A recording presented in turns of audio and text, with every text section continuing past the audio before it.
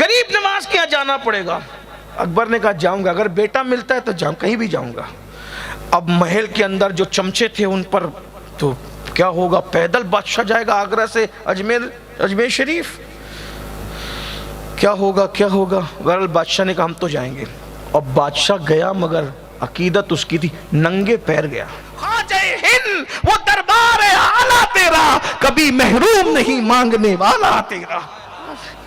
غریب نواز، کئی بادشاہ آتے ہیں غریب نواز کے یہاں اور غلامی کے طور پہ کھڑے رہتے ہیں۔ ایک بڑا گھمنڈی بادشاہ تھا ہمارے ملک ہندوستان کا، یہ عنوان کا اینڈ ہے، اگر اجازت دے تو اس کو پڑھوں۔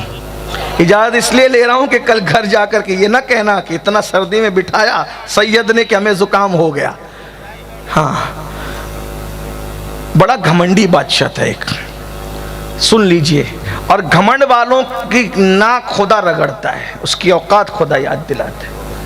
بادشاہت ملی، اوقات بھول گیا، اس کو دنیا اکبر دی گریٹ کہتی ہے، اور اردو میں بولنے والے اس کو مغل اعظم کہتے ہیں، جس کا نام اکبر تھا۔ بڑا چڑھا ہوا تھا، بڑا گھمنڈی تھا۔ اب گھمنڈی ہونے کی وجہ سے دیکھو قدرت بھی پھر قدرت ہے۔ اللہ فرماتا ہے تکبر میری چادر ہے، بڑائی میرا تہبند ہے، اس کو چھیننے کی کوشش مت کرنا ورنہ تمہارے دانت توڑ دوں گا، تمہیں ہلاک۔ گھمنڈ کسی کو نہیں، تکبر صرف اللہ کو سے، کوئی گھمنڈ نہیں کا، بڑا گھمنڈی۔ اور گھمنڈ میں کہ میں اکھنڈ بھارت کا بادشاہ ہوں اور میں خدا ہوں۔ اللہ نے کیا سزا دی، کیا سزا دی پتہ ہے؟ قدرت سزا دیتی ہے۔ او اکبر مغل اعظم کہلاتا ہے، دی گریٹ کہلاتا ہے، اور کہتا ہے میں خدا ہوں، جا تجھے بانج کر دیں گے، باپ بننے کے قابل نہ رکھیں گے۔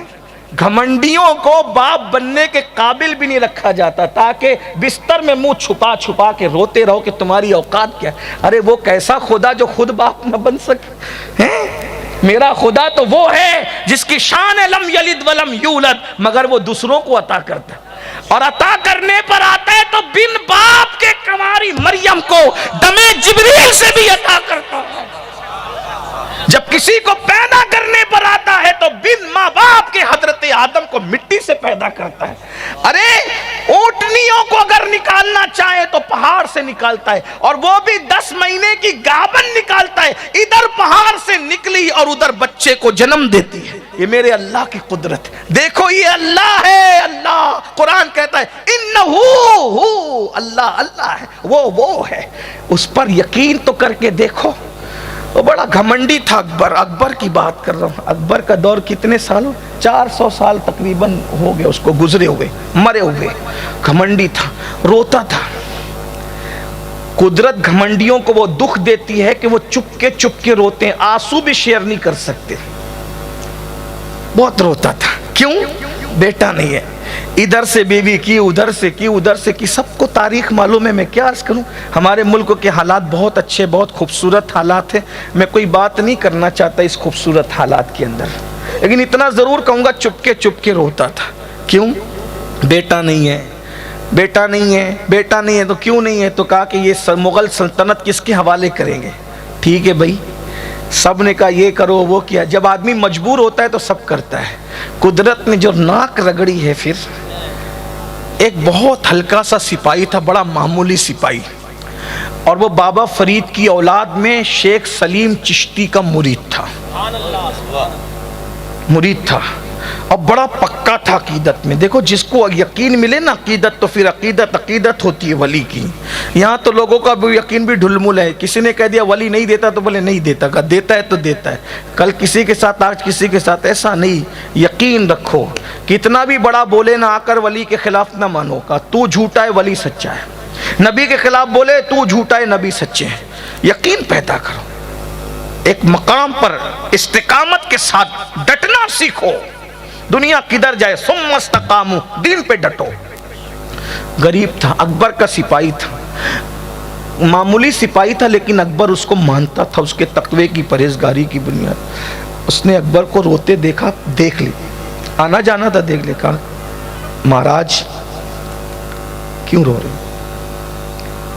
ذل الہی، یہ القابات، ذل الہی کے رونے کی وجہ کیا ہے؟ اس نے کہا تو میرا دکھ نہیں سمجھ سکے گا۔ کہا میں کسی سے شیئر نہیں کروں گا، لیکن آپ مجھے بتائیں, ہو سکتا ہے میں آپ کے کام آ سکوں, کیونکہ بہت دکھوں میں بڑے بڑے کام نہیں آتے, کوئی چھوٹا کام آ سکتا ہے. آپ بتائیں کیا دکھ ہے؟ کہا روتا ہوں کہ بیٹا نہیں ہے, مر جاؤں گا, اتنی بڑی سلطنت اکھنڈ بھارت کی کس کے کون قبضہ کر لے گا. کہا ہو جائے گا, یقین. معمولی سا سپاہی تھا, بولا ہو جائے گا, ہو جائے, آنکھیں چمک گئی, ہو جائے گا. ہاں, میرے مرشد ہے, فتح پور میں رہتے ہیں, ان کا نام سلیم چشتی ہے, غریب نواز کے مرید کے اولاد میں سے. اچھا, وہ دعا دیں گے آپ کا کام بن جائے گا. بادشاہ نے کہا اگر بیٹے کے لیے جانا پڑے تو میں جاؤں گا, اس فقیر کی کٹیا تک جاؤں گا. اللہ کی شان دیکھو, یہ خدا بننے کھڑا تھا, اللہ نے اپنے بندے کے پاس بھیجا, جا ناک رگڑ, تاکہ اوقات سمجھ میں آئے نا, خدا بنائے نا تو جا. وہاں پہنچا. بہرحال شیخ سلیم چشتی نے دعا کی. چونکہ آگرہ سے فتح پور بہت دور نہیں تھا, کسی کو معلوم پڑا کسی کو نہیں پڑا. اب شیخ سلیم چشتی اس کو جو وہ بالکل کھول دینا, ایکسپوز کرنا چاہتے تھے. کام تو ہوگا کیونکہ صوفیہ کی چوکھٹ پہ آئے, دوست و دشمن وہ سب کا کام بناتے ہیں, صوفیہ سب کا کام بنا دوستوں کا, لیکن ایکسپوز بھی کرنا ہے کہ یہ خدا نہیں ہے. کیوں؟ جب خدا کے بندے کے پاس جا کے جھک گیا تو یہ کون سا خدا ہے؟ جو وحدہ لا شریک کے بندے کے پاس آ کر کے جھکا نا, تو پھر یہ کون سا خدا ہو؟ اوقات خود ہی سمجھ میں آ جائے گی. شیخ سلیم چشتی نے دعا کی اور کہا کہ اولاد ہوگی لیکن ایک شرط ہے. کیا؟ کہا پیدل اجمیر شریف جانا پڑے گا, پیدل جانا پڑے گا. پیدل جاؤ گے, بس وہاں حاضری دو اور دعا کرو اللہ سے, اللہ تمہیں بیٹا دے گا. اگر نہ ہوا تو, کہا نہ ہوا تو پھر ہم ہیں, ہماری گردن اڑا دیں, جو چاہو کر لینا, لیکن ہوگا انشاءاللہ ہوگا.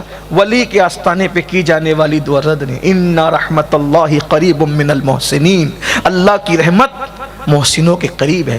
پیر میر علی شاہ صاحب ایک بار تقریر کر رہے تھے, کہا ولی کے آستانے پہ جو دعا کرتا ہے قبول ہوتی ہے, چاہے دعا کرنے والا کیسا ہی ہو.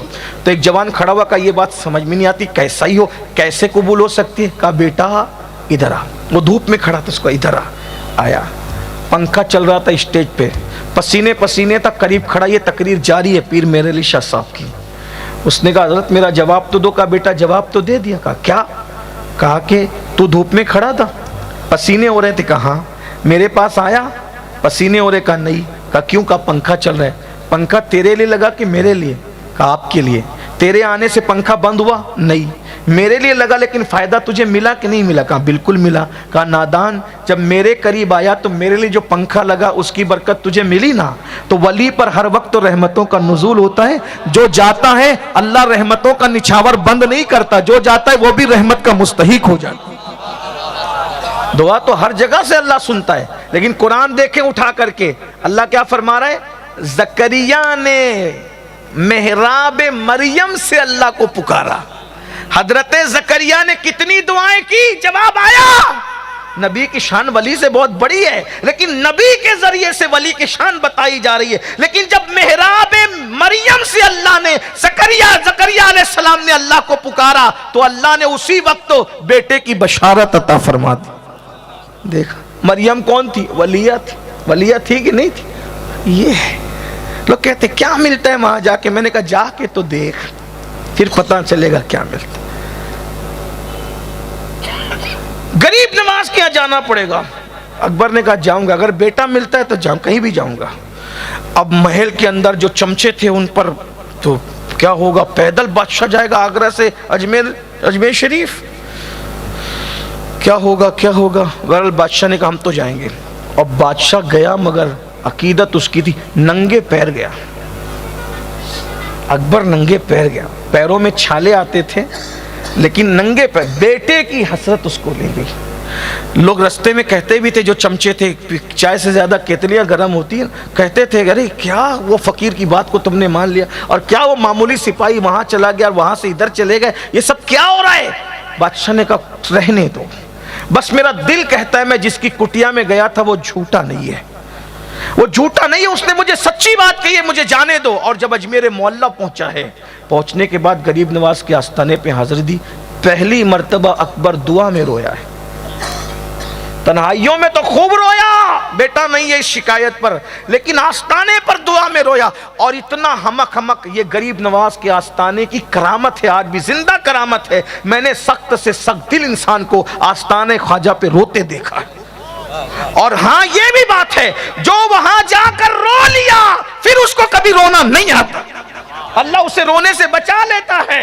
جو وہاں جا کے روتا ہے پھر وہ دنیا پہ کبھی نہیں روتا۔ خواجہ ہند وہ دربار اعلیٰ تیرا، کبھی محروم نہیں مانگنے والا تیرا۔ ہاں، مدینہ منورہ کی کرنیں دیکھنی ہے تو اجمیر محلہ میں پہلی مرتبہ میری امی کے ساتھ مدینہ منورہ گیا تو میری امی نے مدینہ شریف دیکھ کر روتے ہوئے کہا، بیٹا یہاں تو اجمیر شریف جیسا لگتا ہے، یہاں تو اجمیر شریف جیسا لگتا ہے۔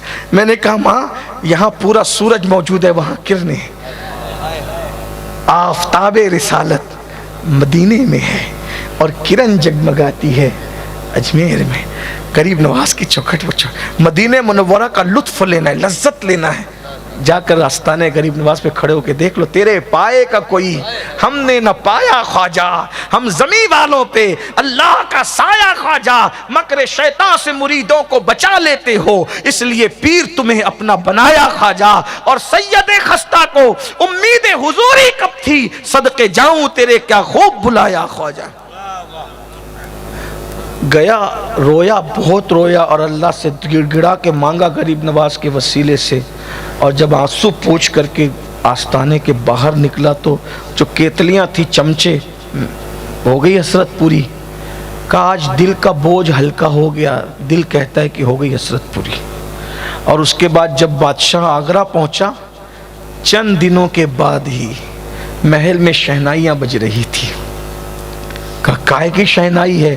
اب مبارک ہو اللہ نے رانی کو خوشی عطا فرمائی ہے، اور شکم میں جو ہے بچے کی آمد ہوئی ہے۔ بادشاہ نے طے کیا بیٹا ہوگا، اپنے خاندان میں کسی کے نام پہ نام نہیں رکھوں گا، جس سلیم چشتی نے غریب نواز کی چوکھٹ بتائی اسی کے نام پر میں اپنے بیٹے کا نام سلیم رکھوں۔ یہ ہے غریب نواز۔ لوگ کہتے ہیں کیا ملتا، ہم نے کہا جا کے دیکھو۔ اور پھر ابھی بھی اکبری مسجد کا ثبوت ہے، ابھی اتنی بڑی مسجد بنائی تھی، ابھی بھی ہزاروں لوگ اس میں نماز پڑھتے ہیں۔ غریب نواز غریب نواز ہے۔